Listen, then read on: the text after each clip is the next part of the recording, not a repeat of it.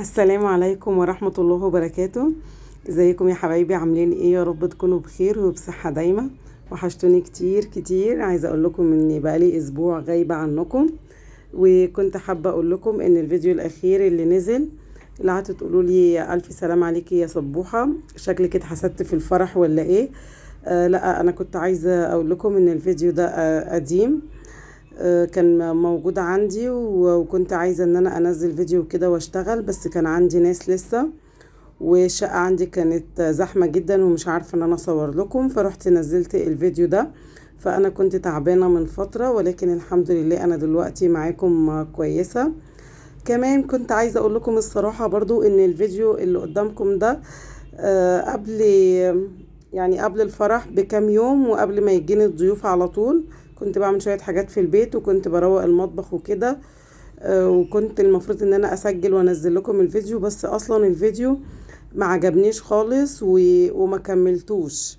فعشان كده كان موجود عندي على التليفون، التصوير بتاعه ما عجبنيش، الإضاءة كانت مش كويسة، مش عجباني. كنت بصور بالكاميرا الأمامية وطلعت وحشة جدا زي ما احنا شايفين، حاسة ان هي مش واضحة. وكمان ولادي كانوا حواليا الصغيرين، لخمني جدا، مش عارفة اصور ومش عارفة اعمل معاكم حاجة خالص. كنت بروق المطبخ، او الرخامة بتاعة المطبخ وكده، وكنت عايزة اكمل معاكم المطبخ كامل بس معرفتش من ولاد الصغيرين. هنا كنت عايزة الخمهم بايه او ان انا ابعدهم عني بايه.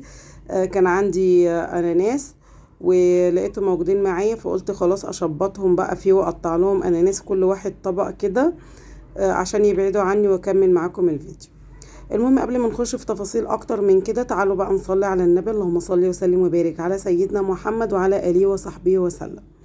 اللي لسه اول مره يشوف عندي القناه، فضلا بقى الاشتراك كده واللايك عشان تنوروني وتشرفوني في القناه.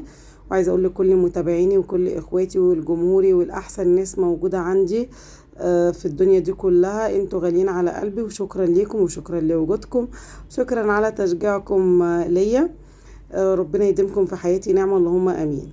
تعالوا بقى نكمل الروتين بتاعنا اللي هو مكملش اصلا. بصوا يا جماعة، انا حاليا الشقة عندي، انا الضيوف اللي كانوا موجودين عندي مشيوا. الشقة طبعا كانت صعبة جدا جدا. انا صورتها قبل التنظيف وبعد التنظيف، هوريه لكم ان شاء الله في الفيديو اللي جاي.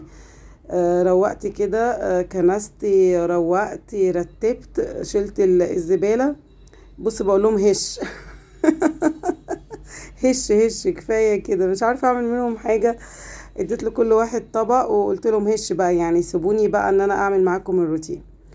المهم الفيديو اللي جاي هنبدا بقى تنظيفات عميقه من بعد الفرح، تنظيف كده عميق في كل ركن. صورت لكم الشقه قبل ما ابدا فيها اي حاجه خالص، وعلى طبيعتها بعد الناس ما مشيت، وقد ايه كانت متبهدله. هتشوفوا معايا المقطع ده الفيديو اللي جاي باذن الله. وكمان وريكم بعد ما روقت الشقة او رتبتها او نظمتها، بحيث ان العين تكون مستريحة وان احنا نقدر نكمل يومنا في الشقة يعني. انما من الفيديو اللي جاي باذن الله هنعمل بقى تنظيفات عميقة، هنمسك الشقة جزء جزء كده. استنوني في الفيديوهات اللي جاية باذن الله. وانتوا قولوا لي واكتبوا لي في الكومنتات، حابين تشوفوا الفرح الاول ولا حابين تشوفوا روتينات صبوحة؟ اللي انتوا عايزينه اكتبوه، وانا هنزل لكم بالفيديو اللي جاي باذن الله. لو عايزين الفرح او فلوج الفرح او فلوج المشتريات بتاعه الفرح، يعني كل حاجه موجوده عندي على التليفون، بس لسه مشتته مش عارفه انزل لكم ايه. تقدروا تكتبوا لي في الكومنتات انتوا عايزين تشوفوا ايه بالظبط، ممكن ناخدها بالتدريج. بكره ممكن انزل لكم روتين عشان انتوا بتحبوا الروتينات، وبعد كده ابتدي انزل فلوجات مشتريات الفرح وكمان الحنه، وكمان ننزل بقى بالفرح وفلوج يوم الفرح. يعني عندنا حوالي 4 فيديوهات وزيادة بخصوص الفرح وجو الفرح. يا رب كده تفضلوا كده مع الصبوحة دايما، تفضلوا في حياتي. الفيديو ده يا جماعة ما كملش خالص، انا قلت يا جماعة ولا قلت ايه بالظبط؟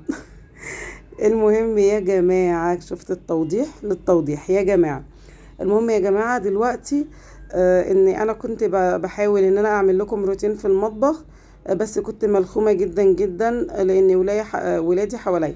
عايزة اقول لكم ان هم ما مشيوش، هم قدام يعني جنب الكاميرا كده بالظبط، فبصراحة لخمني وكانوا موتريني مش عارفة اصور معاكم. فعملت على قد ما قدرت، وبعدين لقيت بقى نفسي خلاص يعني لا زهقت، مش قادرة اصور ومش عارفة اعمل معاكم حاجة بسبب الاولاد، فوقفت الفيديو وما كنتش اصلا هنزله لكم لانه ما كملش وما كملتش معاكم باقي التنظيف وكده. بس لما لقيت المقطع ده موجود عندي قلت خلاص اسجل لكم عليه وانزل لكم الروتين ده، بحيث ان يكون زي ايه بقى يا جماعة، زي تصبيرة كده قبل ما انزل لكم الفيديو الحصري بتاع اليومين دول. هنا انا بوريكم الضرفة اتكسرت. هي اتكسرت، مش عارفة بنتي حطت مواعين بزيادة او ما رصيتهاش صح، وجاية ان هي بتضغط كده بالعافية على المواعين، قامت مكسورة معايا. هنا انا بكلم برضو ولادي مش سايبيني خالص، بقول لكم موتروني جدا جدا لدرجة ان انا ما كملتش الفيديو معاكم، ما خلصتش باقي التنظيف. كل اللي قدرت اعمله انضف المطبخ زي ما احنا شايفينه، اللي هو الرخامة السوداء او المطبخ اللي قدامي في الوش ورايا. رتبته خالص، كان متبهدل، وقطعت معاكم اناناس للاولاد كل واحد طبق، ورتبت ناحية التوابل، ورتبت الجزء اللي ناحية السمنة والزيت. وبعدين دخلت بقى على البوتاجاز، هنغسل بقى البوتاجاز مع بعض. كل شوية بص للكاميرا، حاسة اصلا ان التصوير بهتان مثلا، مش واضح كفاية. بس عشان كنت مستعجلة والاولاد موجودة معايا ما مرضتش ان انا اعدل الكاميرا وكملت، وفي الاخر اصلا اكتئبت من الفيديو وقلت والله ما انا مكملة. بس نزلت لكم المقطع، برضو لازم اشارككم معايا كل حاجة، والتسجيل هو اللي حصري. الفيديو قديم بس التسجيل هو اللي حصري معاكم، علشان اوضح لكم الامور ان الفيديو اللي نزل اخر حاجة والفيديو ده كانوا موجودين عندي، وان شاء الله من الفيديوهات اللي جايه باذن الله تكون فيديوهات حصريه. هنا دي سيلين او سيلا، هي شبه الاولاد شويه، مديه على صبيان، بس والله دي بنت بس هي شعرها بتقوم من النوم، هو شعرها كيرلي ولسه قصير، فمش مديها انوثه شويه. لسه يا جماعه اللي جاي احسن ان شاء الله. واصلا عيطها غريب وكئيبه ورخمه بصوا هما رخمين، بصوا تعالي، لا مش جايه. طب عايزه ايه؟ جابت لي الطبق اللي كانت واكله فيه وحطيته في الحوض يعني وشطفته. المهم ان انا بحاول اطلعها، هي مش عايزه تطلع خالص من المطبخ. بص طلعتها ورا الكاميرا وبقول لها هص، بحاول ان انا اتعامل معاها عشان تسكت.